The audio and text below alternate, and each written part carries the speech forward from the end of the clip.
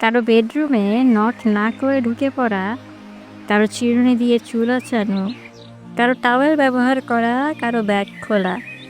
এগুলো যে অসভ্যতা, এটা বেশিরভাগ মানুষ বোঝেই না। তারা এটাকে কোনো ব্যাপারই মনে করে না। আরেক গ্রুপ আছে, দেখা হলেই জিজ্ঞেস করবে, "এই তুমি কি কালো হয়ে গেছো? শুকায় গেছো? মোটা হয়ে গেছো?" এইটা বলে আমাকে খুব উদ্ধার করলেন। আপনাকে অসংখ্য ধন্যবাদ। আপনি না বললে আমি জানতাম না আমার বাসায় আয়না নাই।